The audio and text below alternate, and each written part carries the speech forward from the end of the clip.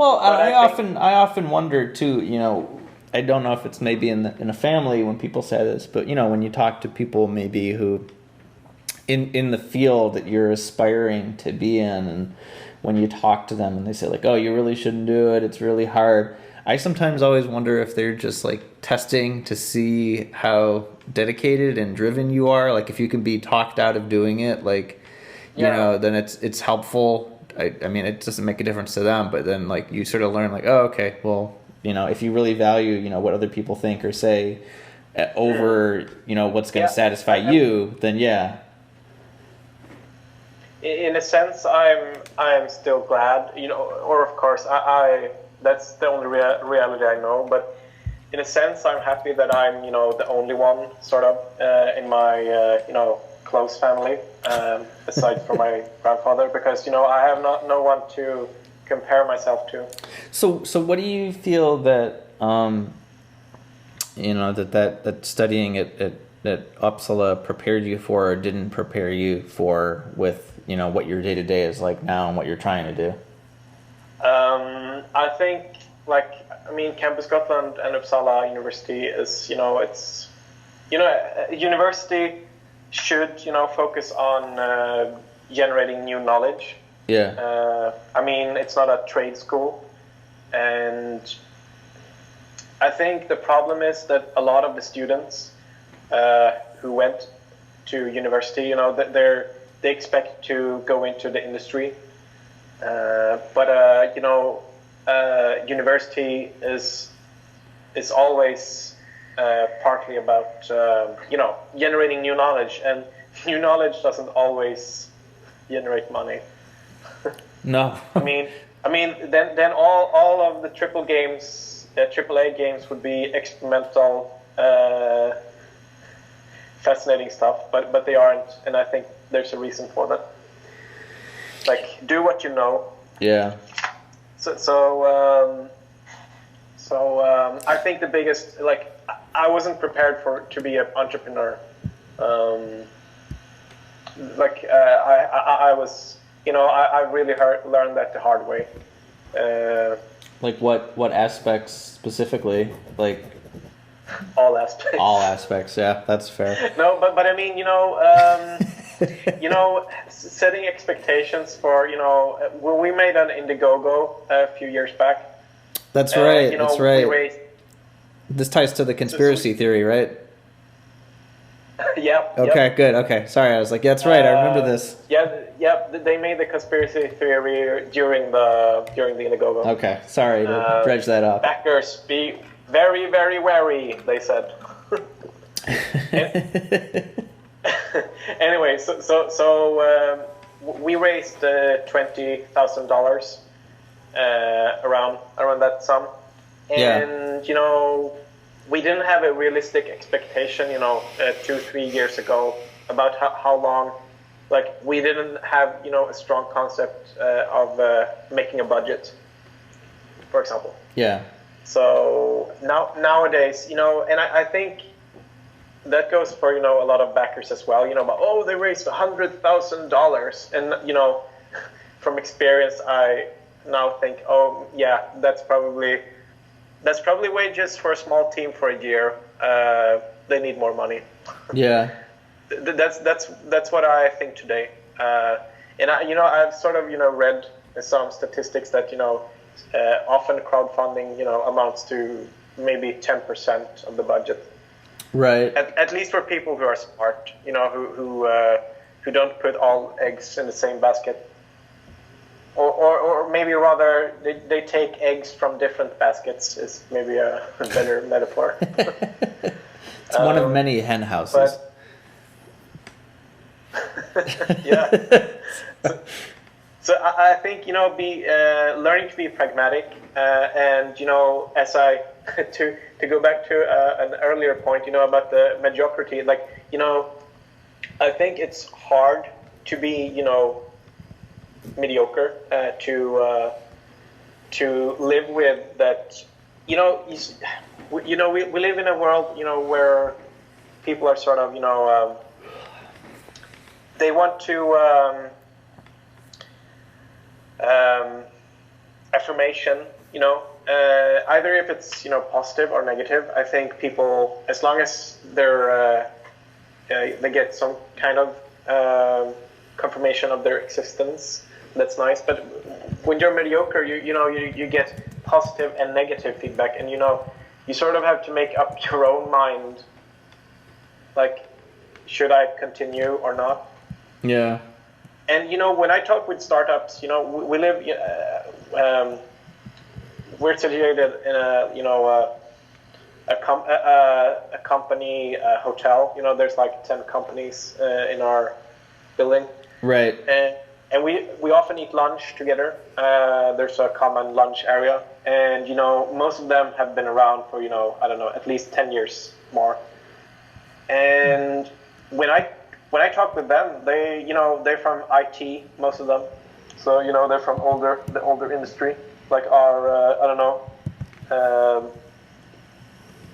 like a sibling to us or something, an older sibling, feels like. Yeah. And they sort of take it for granted that we're not a super hit yet. Like, oh, we need a few years of trotting through, and then we'll make it. But I don't know. When it comes to games, it feels like you have to make a mega Kickstarter happen at once.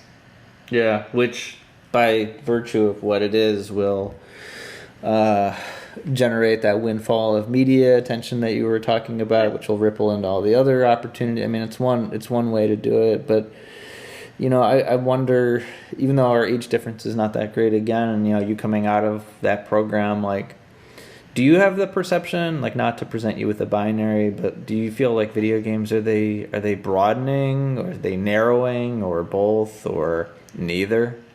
I think personally, I'm a bit frustrated with that not more indie developers are taking risks. Creative risks or financial risks? Creative risks. Yeah. Because it feels like in a sense, it feels like a lot of indie developers nowadays, try to fill the gaps of the AAA industry, but sort of like oh, they haven't made horror in a while, or oh, they haven't made a sequel to SimCity or whatever. Yeah. And fine. I mean, I like a lot of conventional games, so to speak, and I'm nothing against AAA games. Like some of as I said, I love The Witcher 3 immensely, and I would classify that as a AAA game. So I don't want to build up a binary between like right. Indies are good and AAA sucks, but I'm a bit frustrated that a lot of indie developers feels like they're trying to take the scraps that the AAA aren't taking, but so often I think that's why we have a lot of resurgence of pixel art and like old genres, a lot of point and click games and stuff. Mm-hmm. And I mean, have you played Primordia? It's a point and click like 4 years ago. No. Okay, but it's really it's sort of like partly a love letter to Planescape Torment. Oh, okay. At least that's what the writer said, who wrote the dialogues and stuff, Mark Yohalam. But anyway, so I think that's like I'm not a big fan of point and click games. I think they are like mechanically, I think they are at odds. Like they want to tell a story, but they often embed obtuse puzzles that sort of break up the narrative, but they're not for me. But I really loved Primordia. So I said what I mean is like you can still make. You can take old concepts and refine them, but I'm a little bit frustrated that it feels like a lot of developers are only focusing on refining. Yeah. And I wish more indie developers would take more risks. I mean, I understand, like it's when you want to eat and stuff, but I think I think it's like, an ecosystem. If most developers are making conventional stuff, most of the consumers will expect conventional stuff. I think. I mean, I'm not telling like I know better than the consumers. I just mean that I think it's a two-way. For sort of, have you seen anything of Star Trek? The most recent movie. Okay, but but you know about the old stuff. Oh From yeah, the yeah, 80s and 90s. from the the 60s, so even like, even from the 60s, yeah. Yeah, so Next Generation and Deep Space Nine and Voyager and stuff in the 80s and 90s. They used, they ran around with tablets and stuff, and they were sort of before their time, and you can sort of look at some of the Star Trek stuff and say, yeah, that's things we use today, and I don't think a lot of people, in the 90s looked at the tablets they used in Next Generation or whatever and said, yeah, we'll probably have that in 20 years. And everyone will want to have it. What I'm saying is that I think some markets are created. You don't always, as a consumer, you don't always know beforehand what you want. Like, some markets are introduced. Yeah. And I think this is I think we developers have a sort of, responsibility also to, Tim Willits, I think his name is. He worked for id Software before, at least. Warren Spector there's an old masterclass video. I think it was when Warren Spector was still a teacher. He had a masterclass, like 15 videos, like 3 hours long each. Yeah, I know what you're talking about. Okay, yeah. So one of his videos, it's on YouTube. And one of his lectures was he was interviewing Tim Willits, who was then at least lead designer on id, and he made Rage. He was lead designer on Rage, and so he talked about that. He thought that all consumers today have ADHD, like everyone has problems with concentrating. And so he said he designed games for people who can't sit still, which I thought personally was a bit cynical. But the interesting thing is, I like a year after or something, I had watched that video. I played Rage, and I thought it was, it's a flawed game, of course, as most people have said. But I sort of enjoyed it. But have you played it? Yeah, John Goodman's in it. Yeah, so that's the main way I remember it.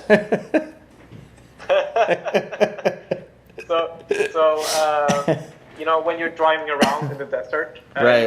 It's not really a racing game, but suddenly you can make jumps or whatever, and you get sort of small small boons, like you get credits or spare parts or whatever. Yeah. And they try to build up a fiction that you're in a post-apocalyptic world, and then you suddenly when you drive up in a canyon and do a stunt, you get magical items in a science fiction world. Yeah. And that sort of ruined the fiction for me. Yeah. Or the immersion. And I sort of felt like, oh, the players, they will be frustrated. We have to give them some small candy so they get happy. And I sort of felt like I was sort of becoming the player that Tim Willits had envisioned. Like in horror, I saw myself in the mirror, and I felt like he had transformed me into a player who had problems with concentrating. That's interesting. And and I certainly think that with the games we're making at Eat Create Sleep, at least, I think we expect, like, we want to treat our players as intelligent human beings, and we think that if we we're not afraid of being, I don't know, intellectual or, Yeah. Trying to have smart concepts. But we're not trying, to make it elitist. We want it to have like a possible broad appeal, but we don't treat them as stupid people. Like, just like, great children's cartoons or shows, sort of, like Adventure Time or the recent success Steven Universe, for example. Like I watch or Gravity Falls. I watch a lot of these American children cartoons because I think they're really smart. Like I enjoy them as an adult, and I think children shows who treat the child as a human being rather than a little stupid piece of shit.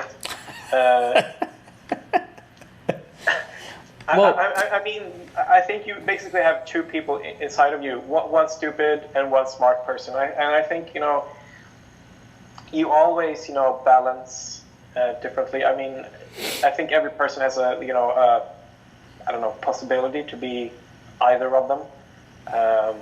And I think, if you make culture that treat the consumers with respect and, try to engage with them and try to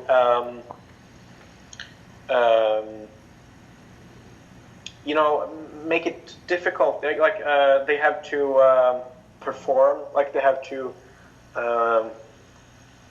think hard. I think if you treat your players that way, they will grow. But they will also, and I don't mean that we're making super smart games that will make society or humankind smarter, but I think if you treat them with respect, they will, give something back. Or we will create a new space where games can be smart.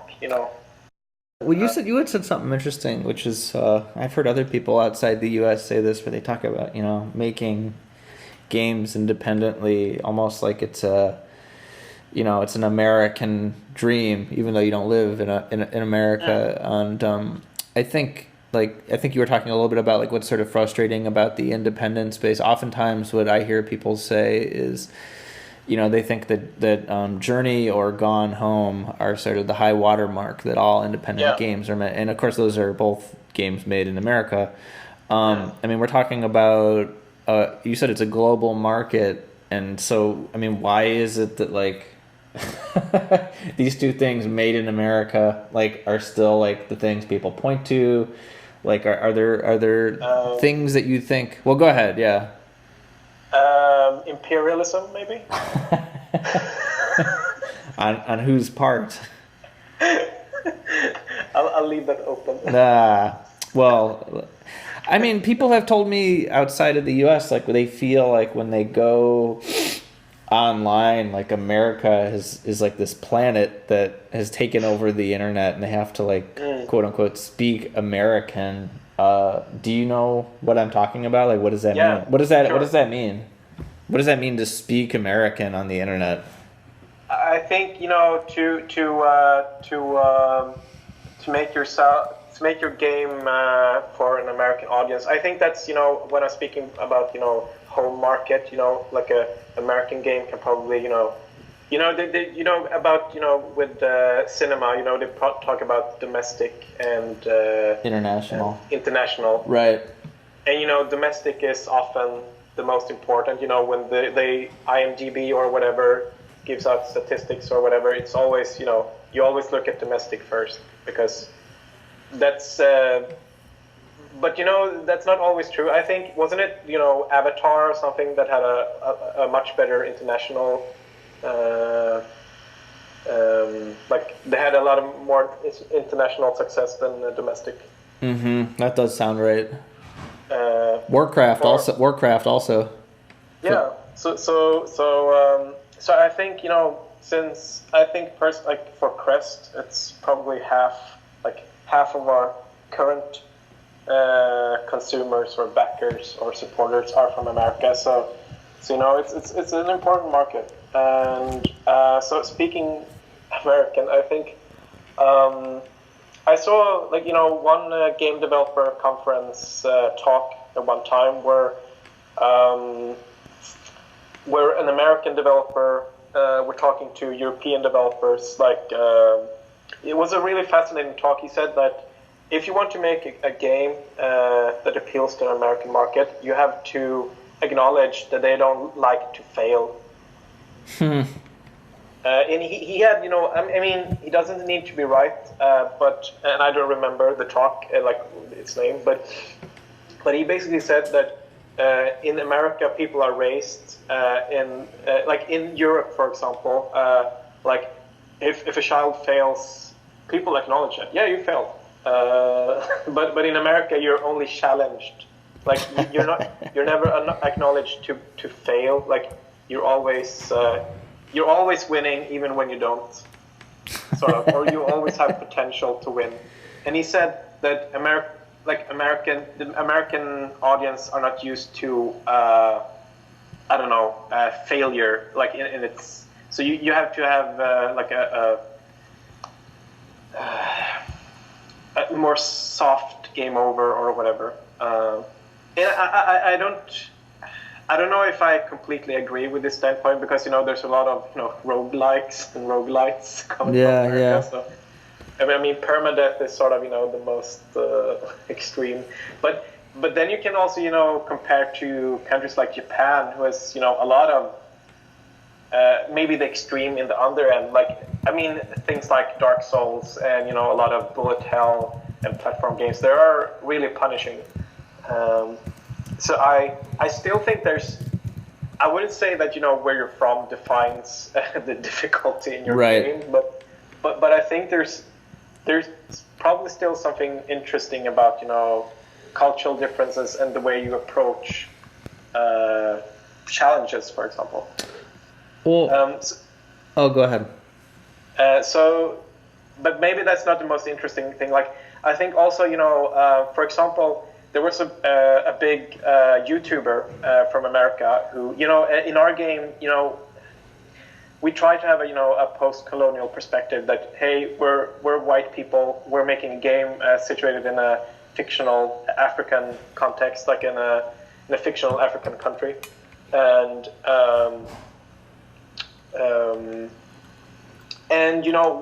we thought long and hard about the different things about our game, and then we thought that one of the things was that we don't want to have Western stereotypes. Like that would be, the biggest mistake we could do. Like we say that we make a fictional country or a fictional culture based somewhere on the African continent, but we, use Western stereotypes, sort of, how we dress, gender stereotypes.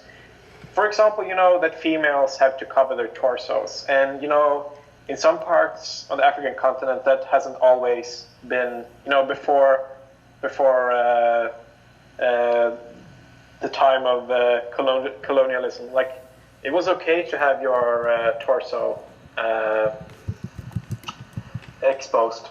And so we thought, let's make an egalitarian society where everyone dresses how they want. Like, let's have a warrior cast who all have naked torsos, whatever their sex.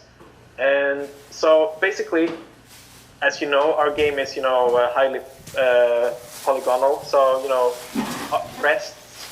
female breasts in our game are sort of 5 triangles or whatever. I mean, if you think that's sexualized, I think you're really sexually frustrated. YouTuber said to us, "I love the game."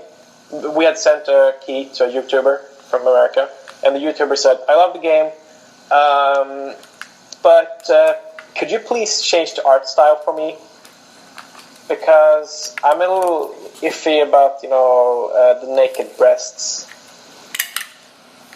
So the YouTuber actually asked us to censor our game.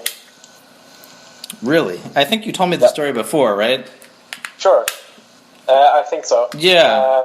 And I'm not sure I would have the same conversation. I mean, of course, most YouTubers and most American YouTubers had no problem with it. And this person made it mostly because the person thought that Google would strike down on the video because it was pornographic. but as we often joke, at least in Sweden, we joke. In Sweden, we have no problems with nudity, but we have problems with violence. In America, they have problems with nudity, but have no problems with violence. This is true. And we it's oversimplified, but some people laugh about it sometimes. Things like that. And a European game would probably, for example, we have more exposed breasts, perhaps. I don't know. But I think the last point I would like, before I can let you speak again.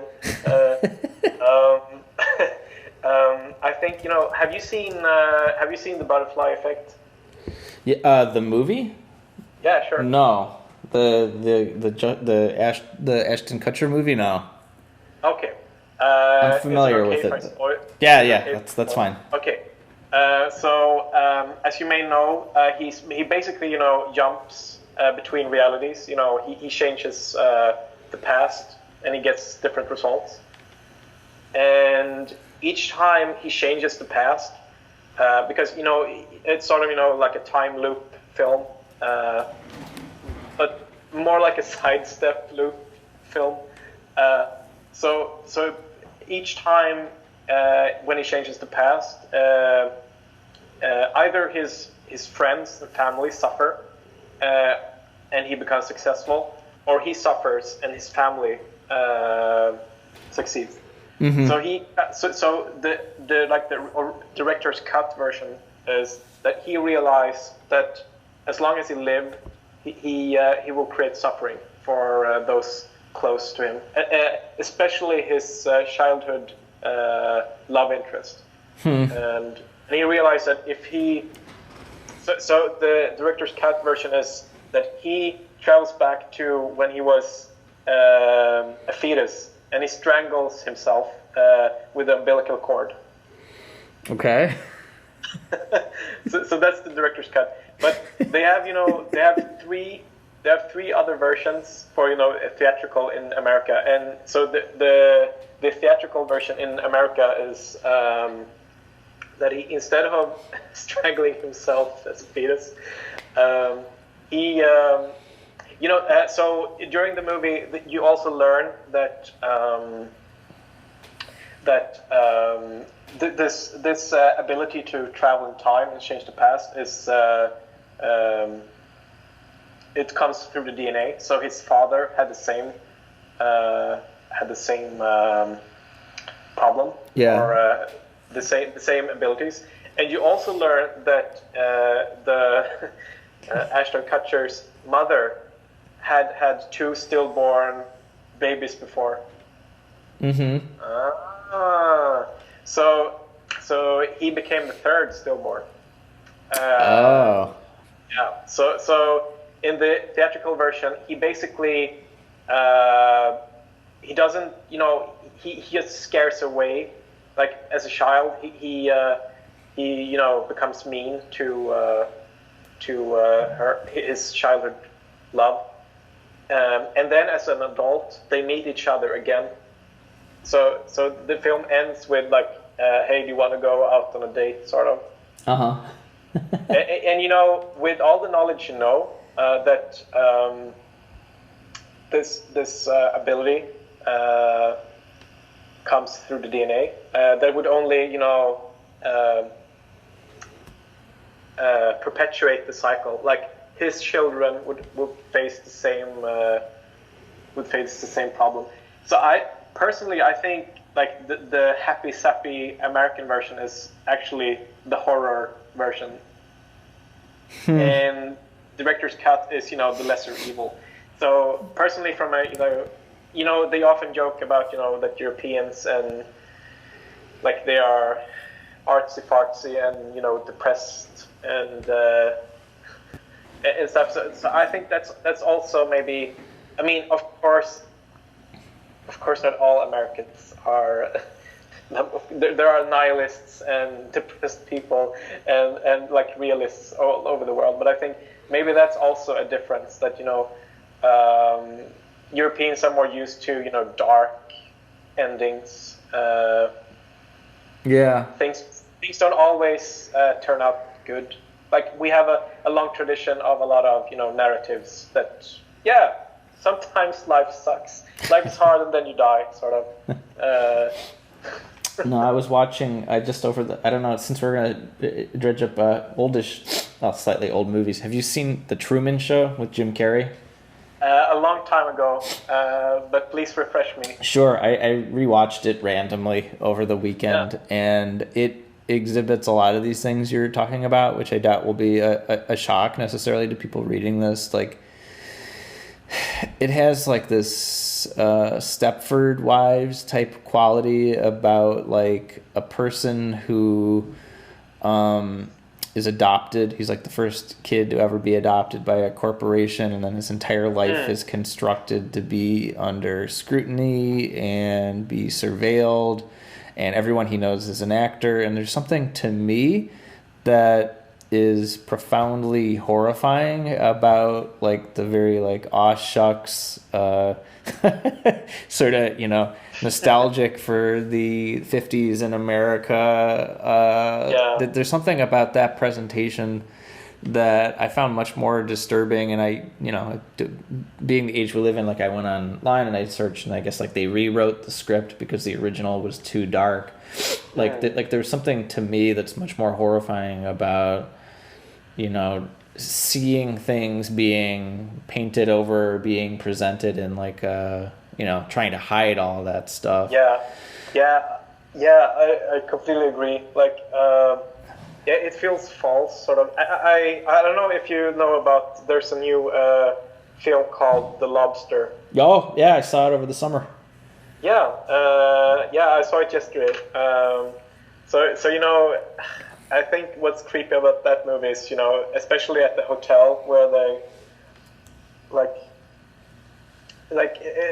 I think the great part, like the world building in that world is, you know, as a colleague of mine said today when we were talking about the film, he basically said that I love science fiction movies where they have, you know, other forms of cultural laws and they treat them as normal. And I completely agree. Like, what's chilling about The Lobster and interesting is, you know, like the total overdependence on couples. Like, like, yeah, of course you should be together. Like, you know, the security guard in the end, like, oh, where's your partner? Can I see your ID? It's just, oh, she's in the bathroom or something, and she comes back, and then well, I guess to tie it back, I mean, I did have a question here written down about like, are there things maybe it's not necessarily up to just the games media, but I mean, are there things about the the reality and the horror of the game industry or world that, like, you know, you feel like has been sort of painted over or is not discussed or is not written about enough? That may be what all of this is really about anyway, but... Yeah. I don't know. Like, I think like, you know, it feels like a lot of the time games media are very hit driven. Which I realize they might have to be to survive.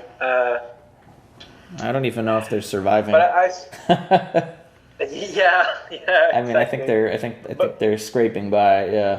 Yeah, but sure. But I understand that that's like they're frightened and they try to find, you know, a survival. So personally, I think, you know, maybe they focus too much on it. You know, personally, I love sites like, you know, Rock Paper Shotgun and stuff. Yeah. But it feels like when they found, you know, let's say The Witcher 3, which I love, but, you know, a site like that, maybe they make, you know, 15 or 20 articles about The Witcher 3 after it just come out. about, oh, did you know that there's 5 monsters over there, or here's the best tips to ride the horse, and they're really milking it. Yeah. So I think and I completely understand it, because a lot of people will know about Witcher 3. A lot of people are interested about Witcher 3, so they will probably click it because oh, it's something I like, let's click it.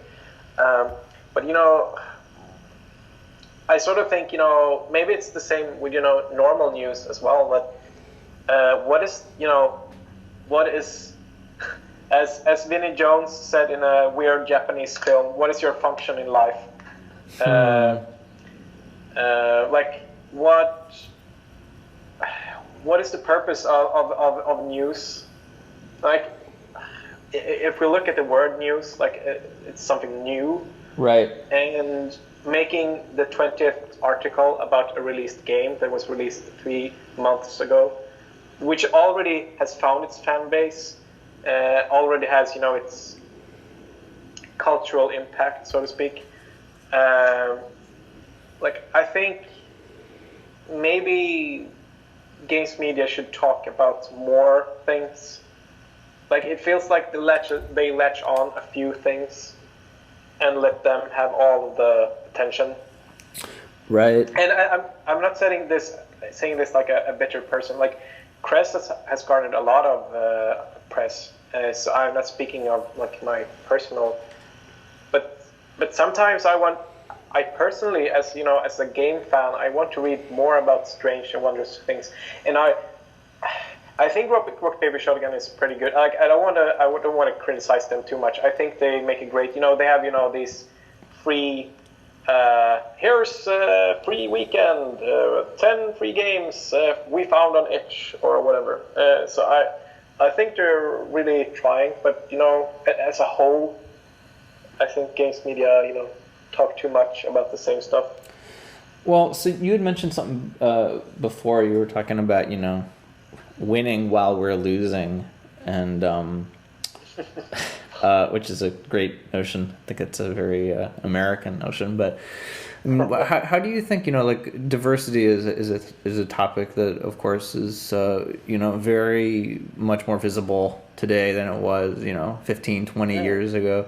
Sure. But I'm curious from your perspective and where you are in the world, like sort of the way that diversity is talked about in video games. Like, do you have feelings, or have you noticed, like, are there ways people talk about it that seems like pretty disingenuous or sort of dishonest?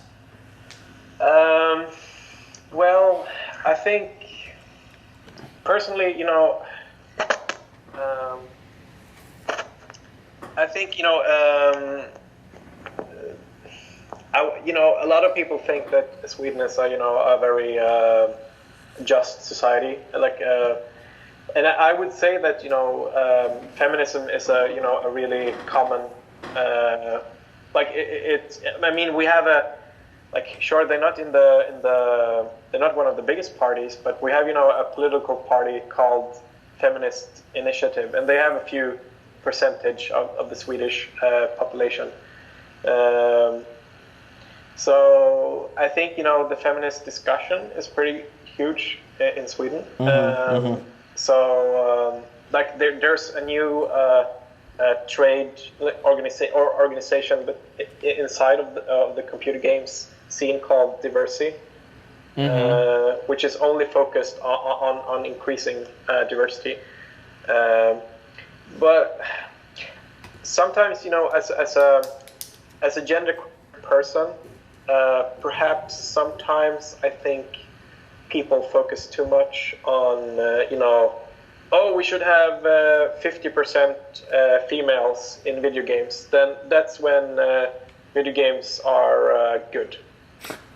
Right. Like there's a very percentage.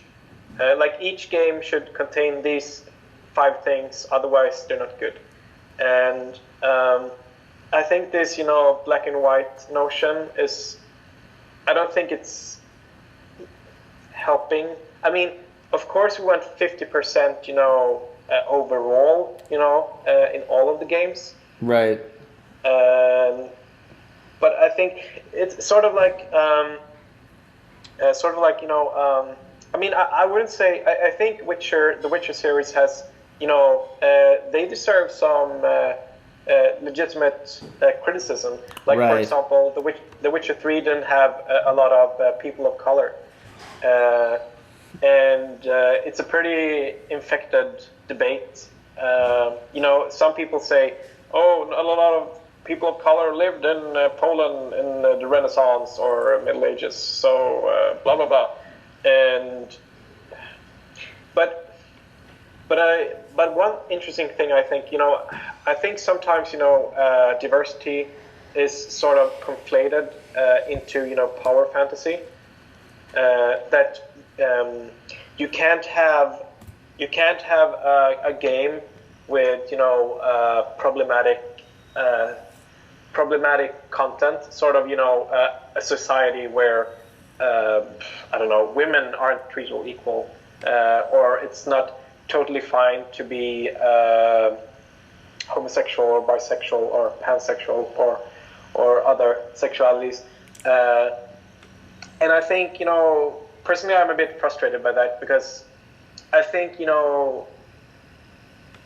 you have to, I mean, as I said, I think culture should and are a product of its culture, and like, or cultural products are a product of their culture. So I think it's a bit disingenuous to create. I don't know. Have you played the latest Dragon Age game? I have not. No. Inquisition? Yeah. No. So anyway, there's a scene in there. If you pursue a homosexual or a gay relationship with the Bull character, you basically get a scene where the player's character and Bull are snuggling, and one of your party members walks in on like the post-sex talk, sort of. The afterglow. Oh, sorry, I didn't see you there. Oh, you're having sex. That's perfectly fine. I am just shocked because you had sex, but being gay, that's okay. And then, the other people walk in. Oh, did you have sex? Oh, it's wonderful that you're having sex as gay couple. Oh, sorry, we'll go out. Of course, I am exaggerating a little bit. And I'm not saying that this is bad. I mean, I think it's totally legitimate to have games which are safe spaces, because that's what they basically are. Right. They made a fantasy world where different genders and different sexualities are treated as like something that is natural, and I'm not wishing them away, but I just think that often people compare, let's say, a game like The Witcher 3, which is very much a discussion about Middle Age and Renaissance Europe and how much it sucked, and how much still some systems and cultural behaviors are still based on our history, and it's important to talk about our dark past. But sometimes I think I've seen some people compare Witcher, for example, to BioWare's games and say, "Oh, look at BioWare, they are so much better because they have a society where everyone is treated as equals. And look at Witcher, they're not. And thus, Dragon Age is better than Witcher." And I think, it's apples and oranges. Like, they're not trying to do the same thing. Well, I mean, this is like what you were talking about, I think, before we started with the Oddworld games. Yeah. Sure, like, Rock Paper Shotgun had a really good article or interview where they interviewed one of the lead writers for Rock Paper Shotgun, for Witcher 3. Yeah. And the writer said that The Witcher 3 is basically a tale of how Turkey invaded Poland during, I think it was the 16th century. Like, how does Poland, has been a poor country that has been invaded so many times by everyone. like during high school, me and a history geek friend, we joked that if we would start a world war, we would invade Poland first. Because that's where you have to start. You just gotta get your foot in there. So I mean, so I thought it was really fascinating, you know. Yeah. The Polish perspective of being, you know, a proud country that had been, you know, assimilated so many times during history. So basically, the Nilfgaardians are Turkish people. Some people, like, perhaps thought they were Russian, but apparently they said it's more of a Turkish thing. So I get a little bit frustrated, as I said, when people compare them, and I think we need both. I think we need to have. I mean, I'm not saying that CD Projekt Red should be without criticism, because, you know, for example, in the first Witcher game from 2007, you know, they had Gotta Fuck 'Em All as a mini game where you basically. Do you know about it? Yeah, you're talking about where you get sort of playing cards of your conquests of the women that you sleep with. Yeah. And that was really crude, and they got a lot of criticism, so that went away in the second game, and they sort of you know nudged, like, sex in the Witcher games became more and more about relationships, and I would argue that in Witcher 3 you're not, like, of course there are whores in Witcher 3, but you're not explicitly exposed to any sex that isn't mutual and pertaining to a relationship in the third game. And I actually, personally, I think like Witcher 3 is a really good game about relationships, and the sex scenes didn't feel, of course they're over the top and silly, like, you know, when Geralt has sex on a unicorn, for example, on a stuffed unicorn with Jennifer. Yes. Of course that's silly and stuff, but you know, the sex scenes sort of felt like they were informing me about the characters, and it felt just like sex in a good relationship in real life can be about, you know, it's more about just the physical. It's a closer intimacy, and I personally felt like Witcher 3 had, you know, at times the sex meant something more, and so I think, you know, they as a developer has come a long way, and they're still struggling. I wouldn't say that Witcher 3 is perfect, but I think they're trying, you know, to straddle the line between, you know, having a disempowered world where they try to empower the player to make a difference, you know, because you know, I think I had a discussion with my sister one time about, you know, Game of Thrones, and, you know, there were, I haven't seen Game of Thrones, but, you know, in one of the recent seasons they had a lot of, you know, rape scenes, or a certain rape scene. Mm-hmm. And I talked with my sister, and we had a long conversation, and we basically come to the conclusion that why it's like why it was wrong for them to do it was because they didn't explore they didn't follow that character after the rape scene, so they didn't explore rape as a concept. They only used it to, you know, titillate or shock. And I think, you know, if you would have done that in Game of Thrones, but have shown the consequences and the suffering, I think that would have been like, you know, a bold statement, or like a exploration of dark themes. And I think that's where I wish the conversation with gender and sexualities would go. That yes, we need safe spaces like the Bioware games, but we also need games, you know, who can explore the darker stuff, and I think we won't find a way to do that if our current conversation is, oh, let's only have power fantasies. Let's all have what?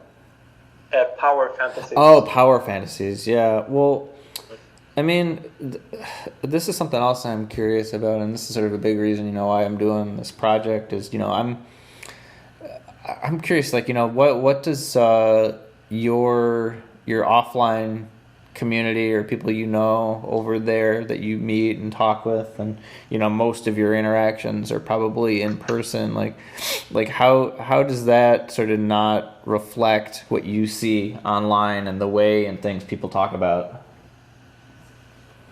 I'm not sure I understand the question.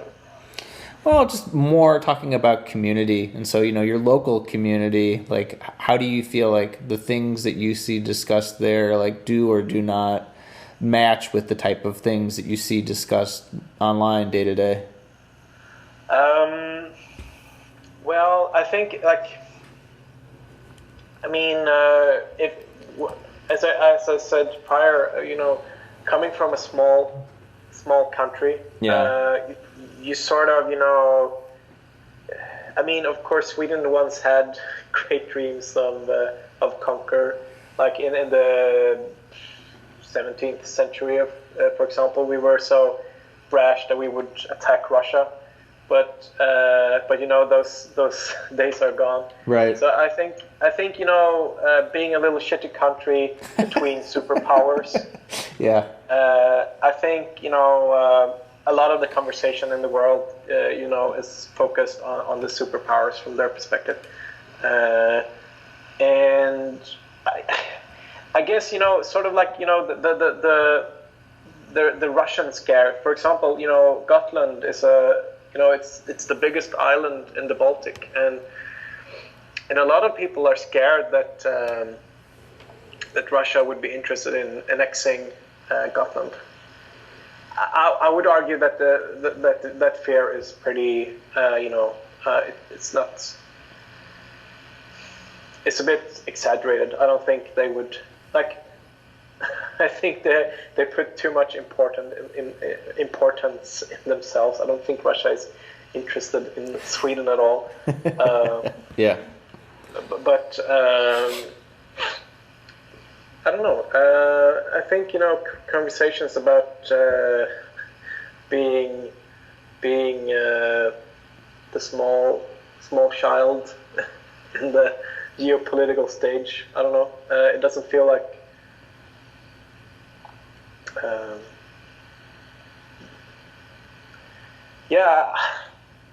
It's a really abstract question. I think I'm enmeshed in both in international discourse and the local. It's hard to Yeah. It's my day-to-day experience, and it's hard to Well, I mean, you can you can read that through the lens of video games or the video game industry. I think that's that's always sort of one of the default ways to read these questions. Sure. I'm too I don't know, philosophical or pretentious. No, you keep saying that. You're fine. I'm saying that. I know, but well, I'm the opposite to Lorne Lanning. I call myself an asshole instead.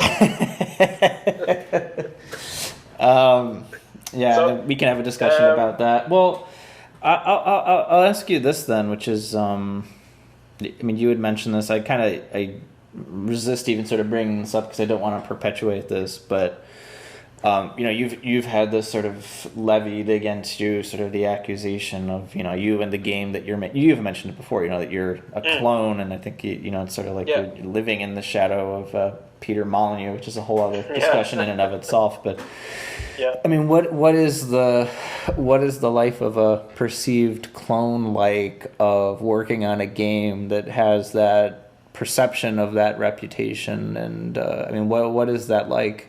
Because obviously that's a dismissive statement. Yes. Well, I thought a lot about it, and it feels like I've gone through the 5 stages of suffering or grief. Yeah. I think today I'm pretty, I don't know, jaded, or I don't spend a lot of emotional energy on it because I've thought about it so much. Mm-hmm. But I think frustration, basically, because I think I've made that comparison before, but to you, but right. But I think if it's one thing that I think we need more in the industry, game industry, is innovation and like experimentation. And I feel frustrated that people are, criticizing our game for being unoriginal, for sharing an art style. While the game mechanics are very different, or you have to take my word for it anyway. But as I compared, for example, Half-Life 2 was a watershed moment for narrative first-person shooters. Also a lot of physics. The physics became sort of part of the game experience, which hadn't been so much before. And and I loved it. I love Half-Life 2, of course. Who doesn't? But then when BioShock came out, I think no one ever said that BioShock is a ripoff of Half-Life 2. Yeah, you were mentioning in our email, Yeah. you said that this is something that our years do separate us, is that you are asking, like, is it true that people used to say things were Doom clones? And I completely forgot. Yes, there was a huge era where, I think that genre was not as easily or quickly equated with like one game. It's kind of funny how it's shifted and how a game gets to define a genre rather than a genre being defined by something else. I mean, it's a really good point that you got at, which is like, who is the arbiter of what originality is? Yeah, because personally I think mechanically Half-Life 2 and BioShock are very similar. Most of the time you have like a laser pointer and you point it at people and you say bam and they drop dead. Right. Like that's the core loop. And then there's some physics and special abilities and stuff. But mostly it's the art style, I would argue, that are different. Like so it feels like people are gauging originality. What makes games unique are their interactivity. But some people seem to think of they inform themselves of this so-called originality from their graphics, which I think is an ass backwards way of to me that feels like you look like maybe that comparison isn't as common as it once was, but let's say you're just Discover Weekly on Spotify or something. You're researching music on Spotify, and you see the album art, and you see, oh, this album art reminds me of a 10-year-old song, therefore this song is probably the same as that song. Yeah. I mean, if people had that conversation on the internet, it would probably be laughed at. But that's sort of how I feel, when people compare a game to Goddess. Like, it's a stupid shorthand. And I think, as I said, the Doom clones have grown into a genre called first-person shooters, and I think that's what I think. It's like the interesting paradox, that the more games there are in a perceived genre, the less each game has to innovate. Right. Like, as I said, I think BioShock is a really good game, but I don't think it brought a lot of new stuff to the table after Half-Life 2, for example.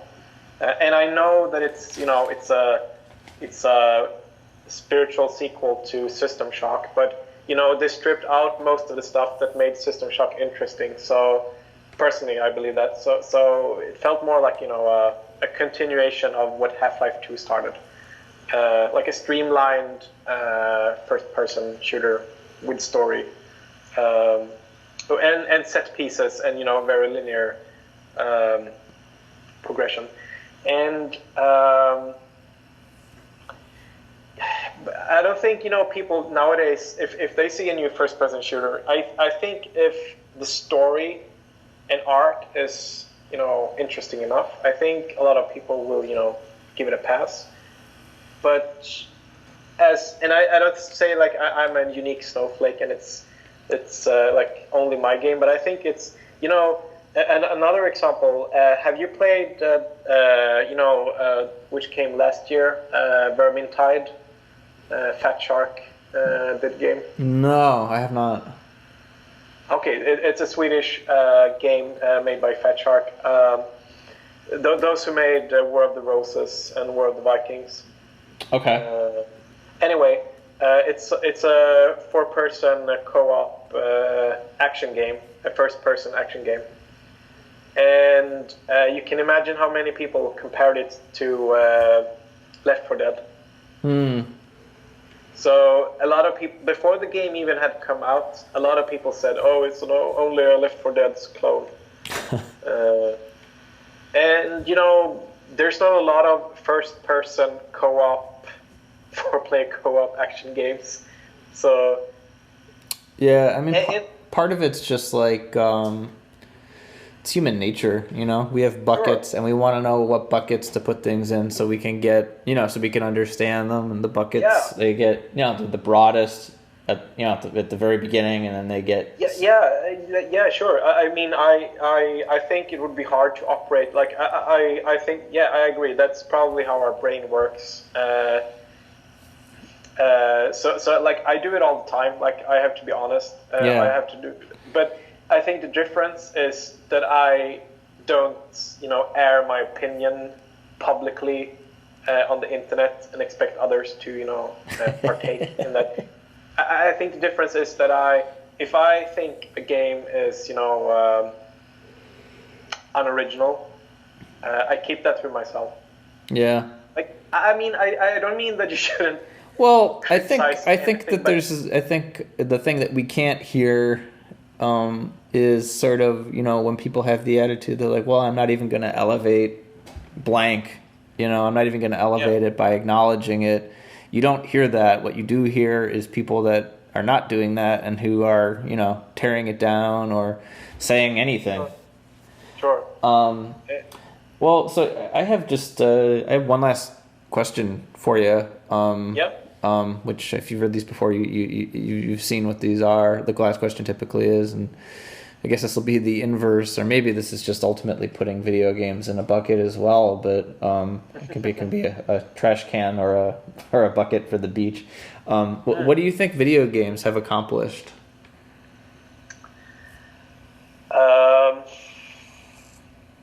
Probably making the world smaller. Like, it's a part of the globalization and internet culture. I think games bring people, like, it's a happy analysis sort of, but I think it has brought people closer together. Like, I have a friend from Australia, for example, which I have known for 10 years now, but sort of like, a pen pal, sort of. Yeah. And we met through like internet game culture. I think there's, multiplayer games and stuff like that, they can give a sense of community, it's sort of like a fake,